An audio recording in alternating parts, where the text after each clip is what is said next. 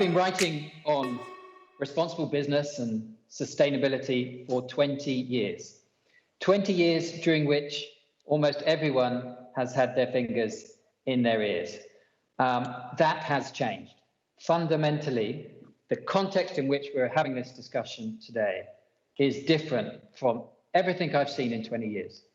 This is hugely exciting for someone like me. It's hugely exciting for everyone on our panel who are experts on this theme, but we realize it's a unique opportunity, an opportunity we cannot afford to lose. At the same time, I think we need to recognize that there's a large amount of skepticism about the role of business in contributing towards social goals. Goals like reducing carbon emissions, goals like reducing poverty, goals like providing nutrition to the malnourished. So, before we jump in, let's introduce our panelists. I think, Paolo, if we can start with you. You're on the stage, as I understand it. Everyone else is calling in from elsewhere. So please just give us your name, introduce yourself, and answer this one question. Why is it important that business is part of this debate? Good morning to everyone. I feel a little bit alone here on stage. It's a very strange circumstance, by the way. However, we try to warm up a little bit.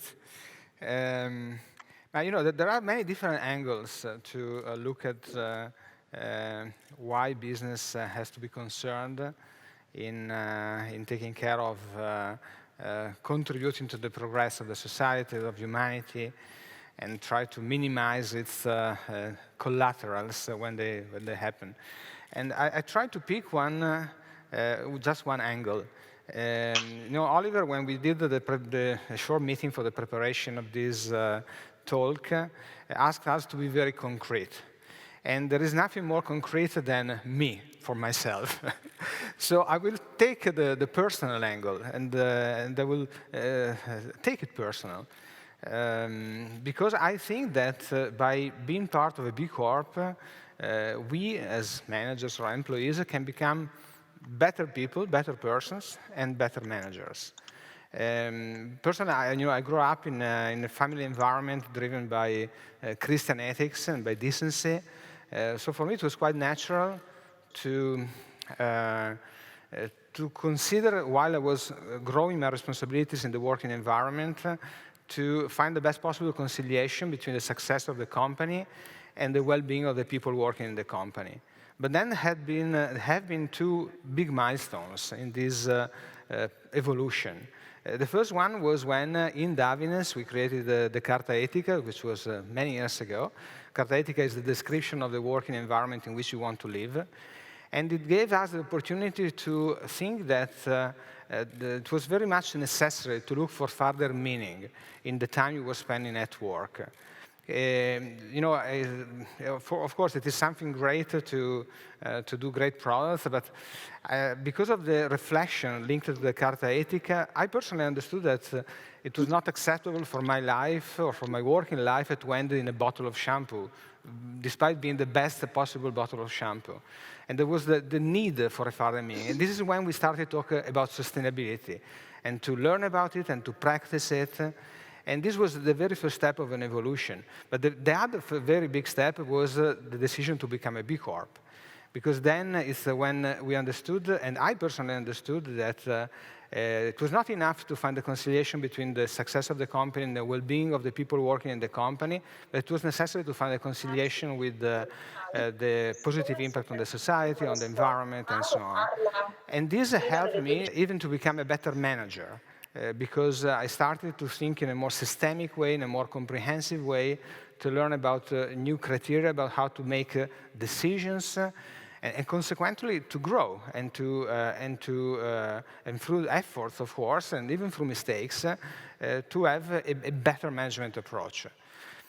You know that something else that I want to mention is that this seems to have having a lot to do with me. It's not just about me. I think that B Corps have the power of transformation, and people will be always more and more attached to brands and companies, helping them to become better people, better persons.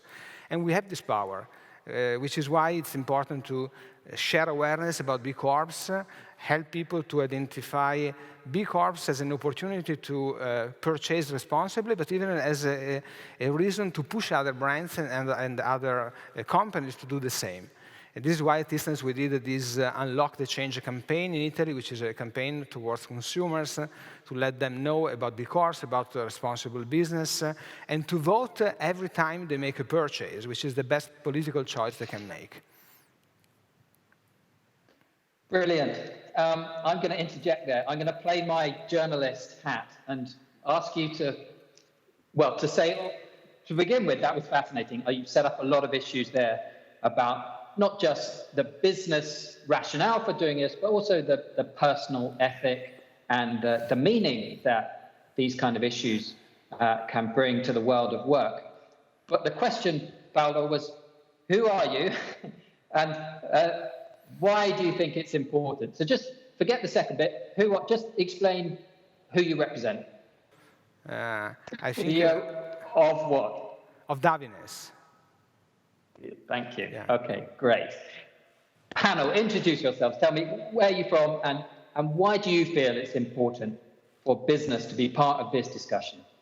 Thank you. And Paolo, we're sorry to see you sitting there alone on the stage, but it's wonderful you have such a gathering in the audience. We're with you in spirit. It's wonderful to be ringing in. We're ringing from all over Europe, actually. So, yes, my name is Katie Hill, and I'm with B Lab Europe. And B Lab is the not-for-profit organization that is a systems change organization, rolling out the B Corp movement. And B Corps are companies that are best in class at performing really sustainably. And why do I think business should be part of this discussion? Well, can you imagine if we took that? There are 27.5 million businesses in Europe, which are probably responsible for the livelihoods of about 500 million people. So there is no way we can have a discussion about building our planet and supporting our people without thinking about what is the role of this extraordinary man-made function called business. And if you really want to make businesses a force for good, then we have to be right in the center of the discussion and doing it. So that would be my reason for. Brilliant. Thank you, Katie. We're going to come back and ask you just to explain a bit more about how the B Corp system works, what is it, who's involved. But let's hear from the rest of the panel. Catalina. Hello, and it's wonderful to be here today. My name is Catalina Cernica. I am the CEO of a non-profit called the Health and Happiness Foundation. We advocate for the adoption of well-being measures in the health and care systems around the world. And I think that businesses have to be in the discussion about regeneration and building back better because of their innovation innovation potential. Companies can definitely move faster. Hi, everyone. Happy to be here with you today. I'm the CEO and founder of Utopies. Utopies was the first established sustainability consultancy in France, and we've been the first B Corp too in France. Just to answer the question about why business should be involved in that discussion, I think that there are maybe three parts of the answer. The first one is, I would quote the founder of Interface, Ray Anderson, who used to say that there is no business to be done on a dead planet. So that's the first reason to get involved. Second is another quote by another superhero, which is the quote attributed to Spider-Man saying, with great power comes great responsibility. And obviously businesses have a huge power, especially big businesses, but not only, on all the environmental issues, all the social issues we're trying to solve. So with this great power comes great responsibility. And just to illustrate this, if we take the carbon footprint of the average French, okay, but the average European, it would work too. Today, it's 11 ton equivalent CO2 per year, okay? And we need to take that to 2 tons equivalent CO2 in 2050, okay? So that's an 80% reduction, okay? And we know from studies that a very tiny part of this will come from individual change in lifestyles, etc. Okay, so take the bike instead of take your car, etc.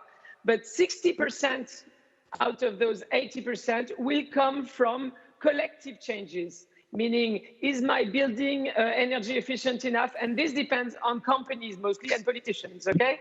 So 60% of the 80% reduction will come from business anyway. So we need to involve businesses in this. You had 3 reasons, but let's not worry about third. Tell me, before we move on to Mauro, have you been very busy? Has the last 9 months, have you seen a demand for sustainability advisory services increase? Frankly, a bit, but not more than the previous years. We've been growing. Utopies have been growing for the last 27 years, so to speak, and especially for the last 6-7 years. And it has not changed dramatically in the last 9 months, even though I've been very busy because it's a huge challenge to manage a 50-people company in these crazy times. But that's something else. Okay, thank you. Mauro. Hi, Oliver. I introduce myself. Please. I'm a member of the Italian Parliament, and as a senator in 2015, yes, I was the first signatory of the bill establishing the benefit societies, benefit corporation in Italy. And I was also the first signatory of the bill for introducing the sustainable development in the Italian constitution. And I'm co-founder and president of Assobenefit. Assobenefit is the association that works for società benefit and for sustainable development in Italy, especially in Italy, but also in an international way. Brilliant, thank you. I'm keen that this conversation is grounded as much as possible in practice, in examples that you have seen in your work, the companies you work with, the politicians, Mauro, that you interact with, but also that we capture the big picture. And to try and help us do that, I'm going to ask Katie to kick us off with a discussion, a very brief discussion, please, on what exactly the B Corp movement is, who's involved, why is it interesting, why should any of us care? And then Mauro, who I know you're interested in the 2030 agenda, the big picture, to ask you to expand the lens. So, Katie, B Corp, what is it? B Corp, yes. B Corp is a movement. It's also a community, and it's also a standard. So it's a lot of things at once. It started in 2006 trying to do 3 things. It recognized that the legal structures in which businesses operated really didn't allow companies the flexibility they needed to think about things other than profit. So it really wanted to change the legal structure in which companies operate, which is fundamental and systemic. It then realized that when you talk about one company being sustainable and another company being sustainable, you often weren't talking about the same things. You didn't have comparability. So you wanted to set some standards by which we measured all companies. And that's the B impact assessment, which we use to measure companies across all aspects of their business. And the third thing we really wanted to do was to create a powerful community of leaders who actually exemplified that this way of business can work, does work, and between them push and drive the change that we wanted to seek. And so these were the 3 kind of dimensions that were set up. That was 12 years ago. There are now 3,500 B Corps across the world, more out of the US than in the US, which is where it started. There's over 10,000 companies who have taken this legal form called benefit corporation, or in Italy, socio-economic, which means that they have put into their governing articles the commitment to consider not just the returns to shareholders, but also the returns to society and to the environment. So, you know, the future generations are built into the thinking of the company today. The silent environment has a representation in the boardroom. So it's a fundamental, you know, concept that's really imperative. And then we've also now, I think, got the legal framework set up in 38 states in the US, in Ecuador, Colombia, and Italy. And our real passion is to drive this further into Europe, which we see as a real opportunity to do. And so what I think we now have got is a framework which links so well with the global agenda of the Sustainable Development Goals and puts in place businesses' clear role and gives them a mechanism and a structure to do this, but it also gives this power of the community to drive change. And so we're seeing that through many collective actions and initiatives that the B Corp movement is taking on. Well, it sounds very exciting. Just clarify for us the structure, the legal structure.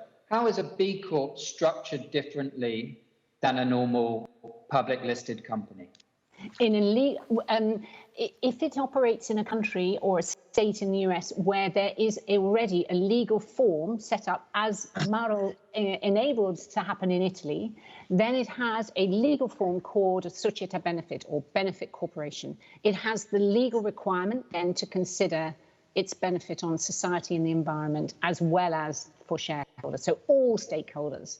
If you don't have that legal form in the country, the companies individually change their articles of association. So they don't have a different legal structure, but they have a legal obligation, accountability and transparency to this greater purpose than just profit. Brilliant, thank you.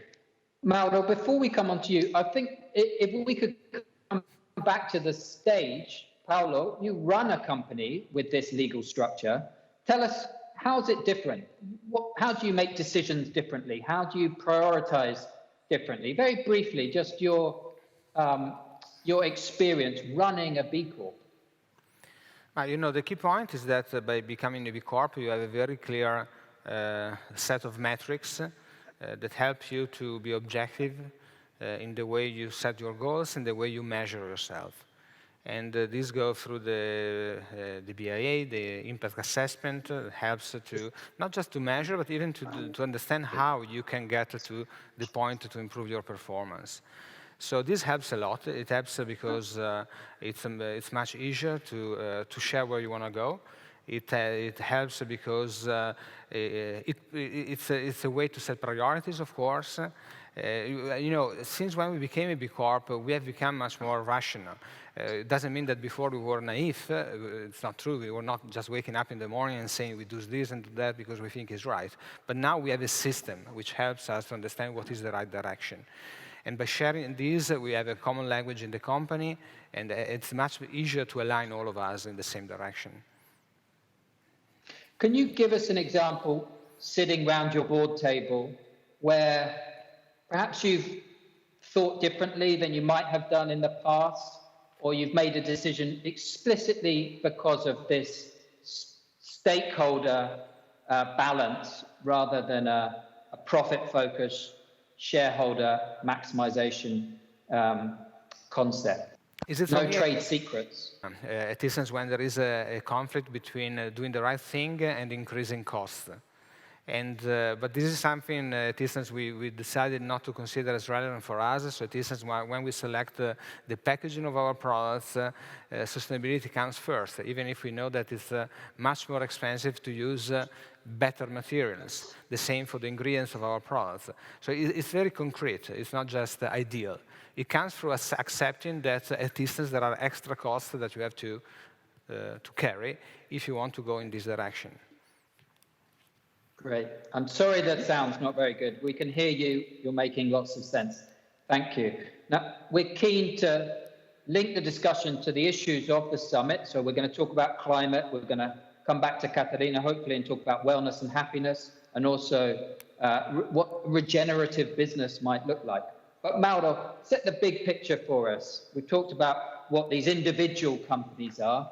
How might they contribute to the wider development imperatives that we face?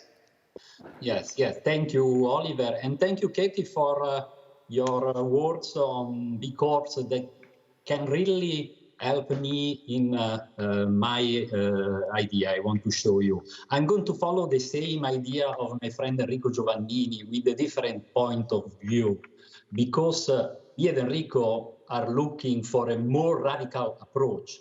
I'm convinced that we need a more radical approach. So let me take a back step in this arguments. I think that we have to focus more on what we are talking about when we talk about sustainability and how this topic concerns the world of business, the companies. We have to focus more this problem. Probably we have to pass, someone could say, from an ecosystem to an ecosystem. But how can we do? How can we involve more business in sustainability process? Yes, we have listened to Paolo. This is a very good example, but in a radical way, in a universal way, what can we do more? This is my focus point. In Assobenefit, the association I am president, we have the mission to cooperate in changing the economic development model by making it sustainable. Okay, basically, we propose the transformation of the companies into società benefit, in benefit corporation. And now I would like to explain you why, and because this is the fundamental key that we still miss today. In 2015, we celebrated the signing of 2030 Agenda, 193 states, 17 SDGs, 79 targets.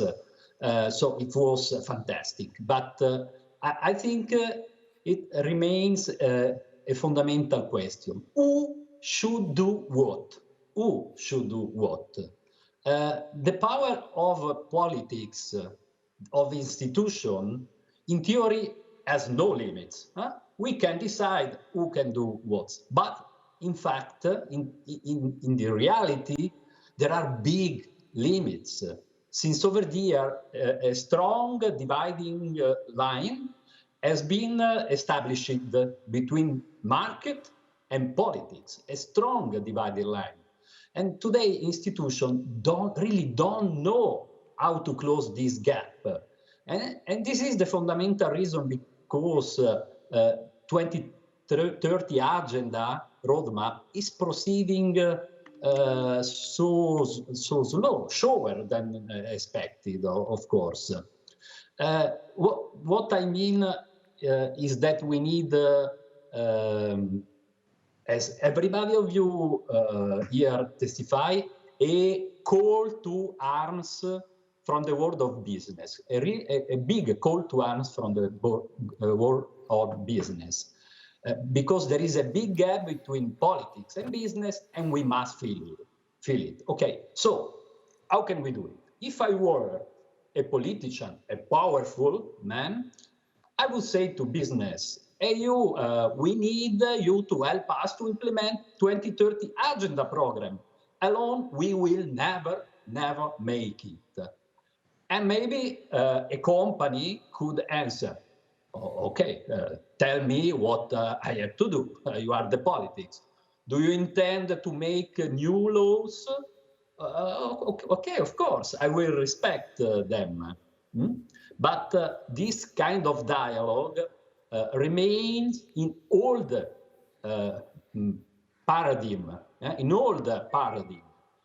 which basically assumes that the functional correctness of our development model, and they simply need to make corrections as normally we can do driving our car or a big ship. We think we need a deeper effort, a completely different approach. So I think we need an agreement between politics and business. And the direction on which we all agree is to broaden the area of responsibility of the company itself. Broaden the area of responsibility of the company. So if I was the politician, I answer to the company, take on new pieces of responsibility. Use your imagination in this. or rather use your sense of responsibility, evaluate your mission, and extend the benefit to stakeholders, to the environment. It sounds strange. Yes, it sounds strange. Use responsibility, use imagination. Sounds strange. I know. Yesterday evening, a friend of mine at dinner suggested me this fantastic idea. He is a CFO of a big corporation, and he suggests me the co-heading. Co-heading is, I wrote yesterday, for each responsible role in the company, provide for a second manager under 30. Second manager under 30. A double manager for response. Oh, it's fantastic. This is an example of imagination of a real modification of governance. Okay, so this is the only real way for companies to sign the 2030 agenda in effective way. I want to propose you now a changement for everybody. States must offer an explicit and formal way of participating in this universal mission. A formal form is important, that it is a formal one, such as società benefit. This is the only way to make a great deal between politics and business. We need a great deal for a green deal, a wide, great deal for a green deal, explicit, formal, okay? So SBs are characterized by having the dual purpose, okay? You know, I don't explain, and also by the obligation to assess the impact. I want to emphasize the value of this also within this conversation. Double purpose and also assess the impact. There are companies that do wonderful things. The Regeneration 2030 project is certainly one of them, beautiful and powerful. This is necessary, but not sufficient, in my opinion. We must find a common language, a common way of being to involve the majority of business, to indicate the possibility that is offered to everyone, every company, not only for the best, the strongest, the greatest, the more clever, the more smart, the smarter, okay? So I'm going to the end. Certainly, we must find the competitive advantages in becoming benefit corporations, società benefit, and it is good, it is necessary. Competitive advantages in reputation, first of all, but in more robust governance, okay? It is good, must be achieved, this goal.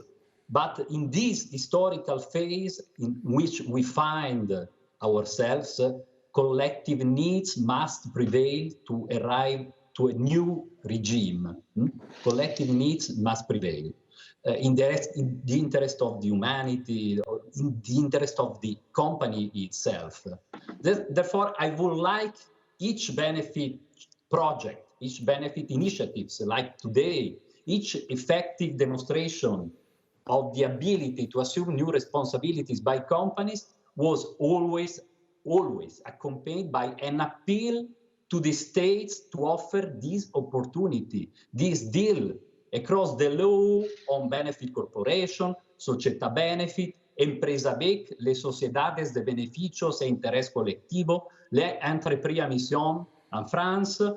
We need that the other states do the same, and a similar appeal to companies to choose it, to choose its conviction. We need a great deal in the interest of citizens, of customers, of companies, of states. Most of you are already doing it. Congratulations. Please let us make it universal. Okay, so Thank you, Oliver. Brilliant. Thank you. What an amazing presentation. And a great call. You know, we want businesses involved. Katie's explained the importance of their impact, the people they employ, the impacts that they have. They must be involved. But Elisabeth, you're a politician here saying, we've got these big goals for 2030.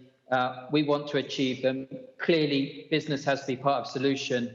They need to expand their responsibilities. We'll let them become benefit corporations or something if that helps them along the way. But when you go and speak to these big companies, are they interested? What kind of arguments, when you're saying, here, take on this responsibility, what arguments work for a CEO in a hard-nosed company? Are they interested? How do you get them interested? I think that increasingly, you know, as it was just mentioned, we have this regulation in France too, La Loi Pacte, that has created a legal status for société à mission, so something like purpose-led company, where in fact any business can change its purpose, have a purpose that is focused on bringing a positive contribution to society, okay, make it explicit and put it into its incorporation charter. So it's a like kind of legal binding. It's a way to put it legally in the objectives of the company. And then you must give detailed objectives that you're going to pursue with KPIs, external audits, etc. So I guess ever since we got and the question is, how do you change the culture in business? Okay, because essentially sustainability is a change in culture. So it starts with in the mind, and then it comes obviously to the business practices, business products, business offer, etc., business decisions. And I think that obviously regulation has a role to play. It's not the only lever to change the culture in business, but it obviously has a role to play. And in France, to your question, we have seen that, in fact, the regulation, in the beginning, not all companies and most companies were like a bit reluctant and say, oh, this is good. What this is compagnie à mission. It's going to be, everybody, in fact, was reluctant, okay, except B Corps, but we were still a very small movement. But so all the corporation, the association, non-profit gathering, business people, CEOs were pretty much against. Companies with a social purpose already were against it. Social commitment, etc. Now that place and seems to be implemented, everybody is rushing to it, okay? So in a way, when you have a regulation on something, it doesn't mean that companies cannot be committed if they not comply with the regulation, because it's optional.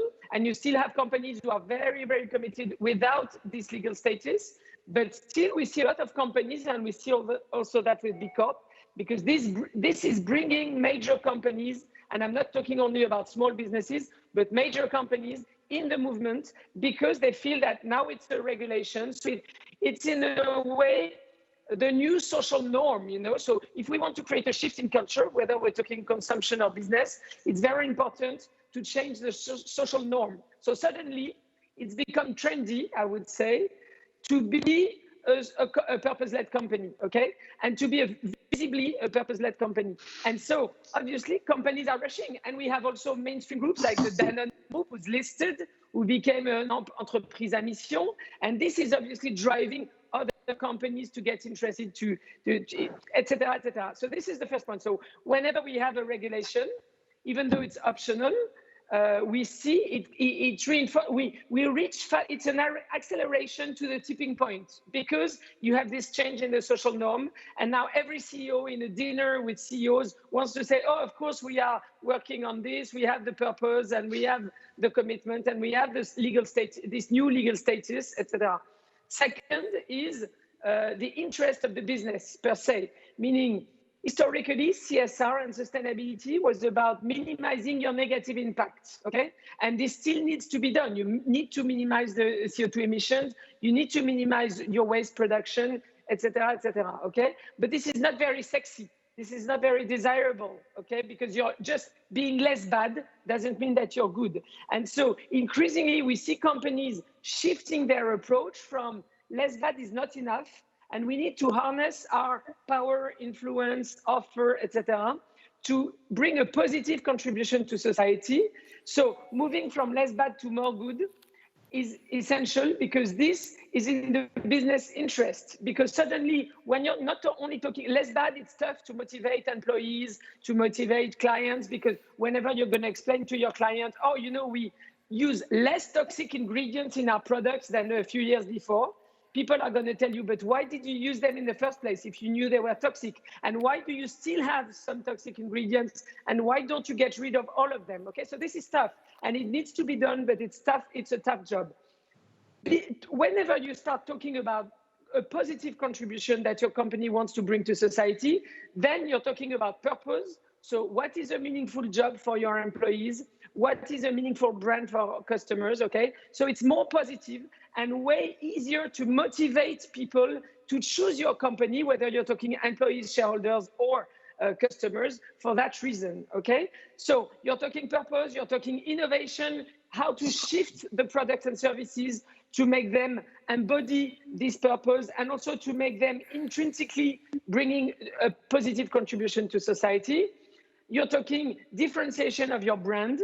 And so suddenly, you know, all the planets are aligned because this is what businesses need to do anyway, okay? Brand differentiation, employee retention, etc., etc. And then suddenly, if you work on this, it helps to do this, whether you're talking HR, branding, innovation, etc. So this is how, in fact, you motivate businesses, because this is in their own interests. Yeah, brilliant. So we have the structure in which you can do the right thing. You can go beyond not just being less bad, but actually a positive force for good.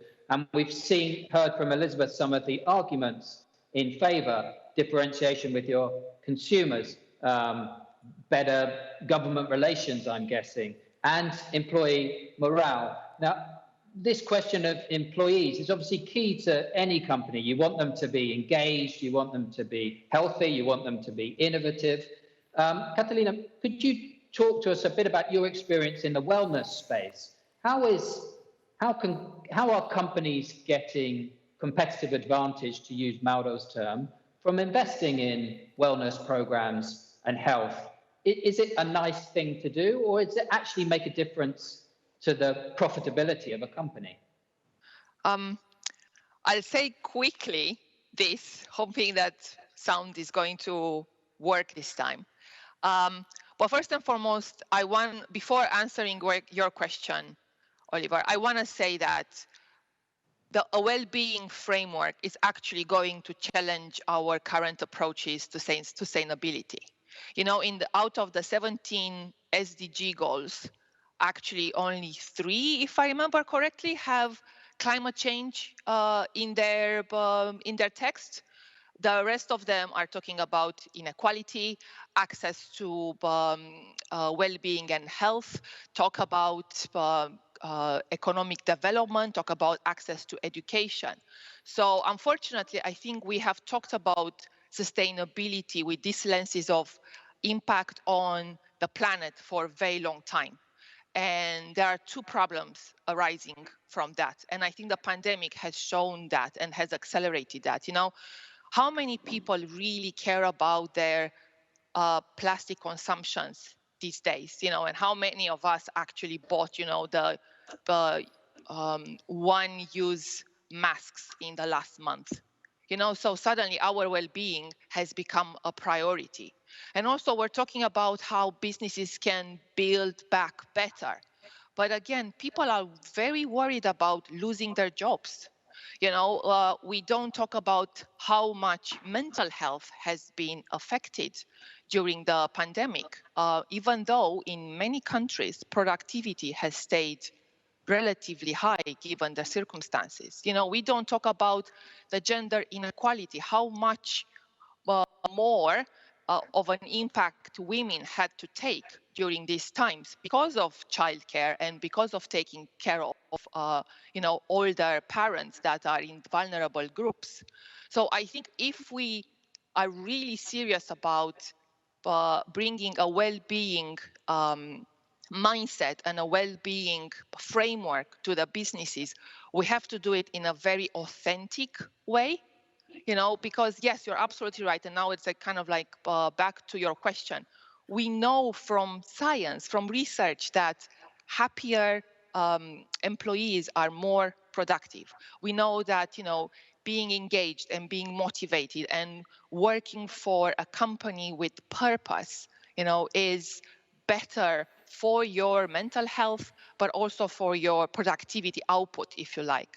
But we still bring only, productivity measures that are related to output in our frameworks, Then I think it is time for the businesses to look, maybe be inspired by some of the frameworks that are discussed at a macro level.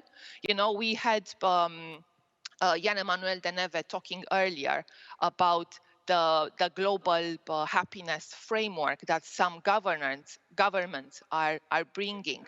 What about a dashboard of well-being and progress for businesses? How about making well-being part of these indicators that companies are going to report onto? How do you measure and deliver well-being for your employees, but also for your customers? And I'll end with this note. We have to be aware of the fact that people are going to be a little bit cynical about happiness and well-being, because again, from our marketing department, we have been trying, like Paolo was saying, we were trying to sell happiness in a bottle of shampoo for so many years. So I think my message, is a message about, if we really want to do it, regardless the framework, any framework is going to be only as good as your commitment to that framework, and really work with your employees and your communities to deliver on that well-being. Brilliant, thank you. I'm conscious time is ticking away, and there'll be discussions following this panel to look at the specifics of what individuals' businesses are doing and could do. But coming back to Katie's first point about the B Corp goal of being a movement. So there's 10,000 companies that are B Corp members at the moment. That's terrific. But maybe we can get it to 20,000.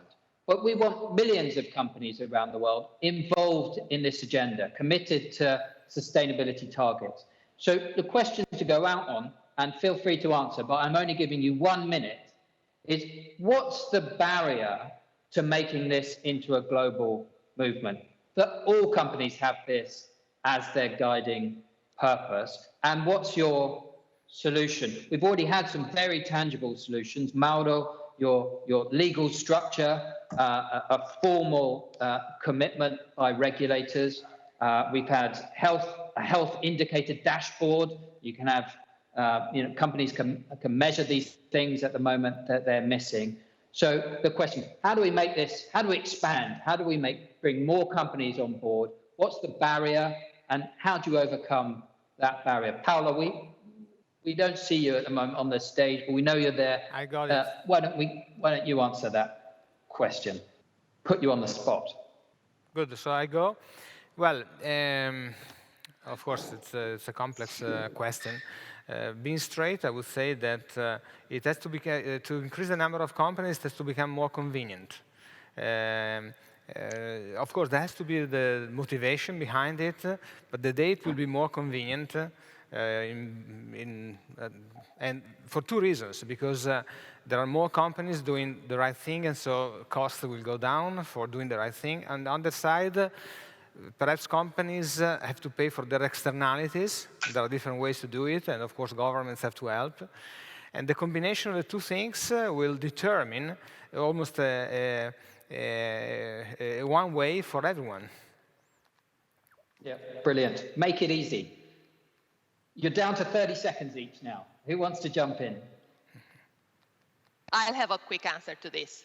I think we have to change the way stock exchange and corporate valuation works.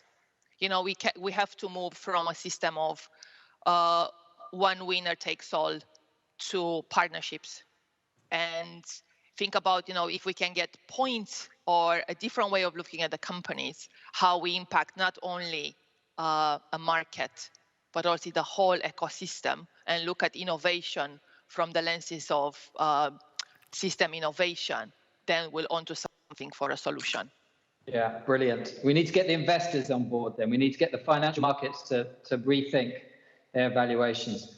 Who else wants to have a go? The time is ticking away. These are great. Convenience. I think maybe to the point I was mentioning about cultural change, this is about systemic change and this is about collective change. So at one point, we are still very isolated, but we know from work on the tipping point by sociologists and stuff that whenever the amount, for example, of committed businesses accounts for about 10% of the global number of businesses, then the tipping point occurs because this is becoming the social norm, and obviously regulations are helping, etc. The change in how we assess a company, of course, will help too, but it's really a cultural change. So we need to do it collectively, which is why B Corp movements like B Corp, because they are collective, not only a certification, are so important, because we need to leverage the collective power to effect a cultural change in consumption, in business, in how we consider nature and environment as something separate from humanity and not interdependent with humanity, etc. Yeah, and in the business, who would is that is that the role for advertising, or is that the role for the chief executive when he gives a speech? Who starts this cultural change process? I guess it can be anyone, really. And that's we do work a lot with the concept of corporate hacking, which is, this idea that good people disobey bad rules, and that anyone with at least a margin of action in a company can lead by example and start a sparkle of change that can affect big scale change. Yeah, I love that. Good people disobey bad rules. Yeah. Katie. Can I jump in on that? Because exactly that. I mean, I totally agree with all these other things that have been said, but I think maybe just to pick one thing, we need to perhaps think about different forms of leadership. We don't have the leaders necessarily. We do have in certain, I'm sure in this room and on this call we do, but we need to change the way leaderships take responsibility. We need them to be brave. They have to be really curious about what has worked and what doesn't work, and why what they can do, what they would think to do would work in their industries. And we have to be way, way more forward thinking about what it is we're actually going to create 10 years down the road. So I'd like to change all the way we do education for business, totally revamp all that. That might help too. And we need to change the rules of the game at the same time so that people have the opportunity to run businesses for everybody's benefit, not just the shareholders. Brilliant. Mauro, are you encouraged? Do you feel there'll be a call to arms like you hoped? Oh, yes. So, Oliver, probably in the future, companies will be sustainable thanks to big data, artificial intelligence. So sustainability will be embedded completely in business. Nowadays, we have no other way that realize a big deal between institutions and companies, and use imagination, takes risks, and try to enlarge this big effort to everybody. This is the only way nowadays, in this time. In the future, it will be completely different. But nowadays, this is the only way. Brilliant. Well, thank you all. Thanks to those that are listening. We hope we've teed up some of these subjects you can interrogate in the following panels. My one job was to finish on time. I'm going away from this session feeling very encouraged. I've got another 20 years to be writing about these issues, and I feel that the story's only just beginning, and it's going to be an accelerated story because we need lots and lots of good stories to be writing about if we're going to solve these big problems and genuinely create a regenerative system. So thank you all very much. Enjoy the rest of the conference.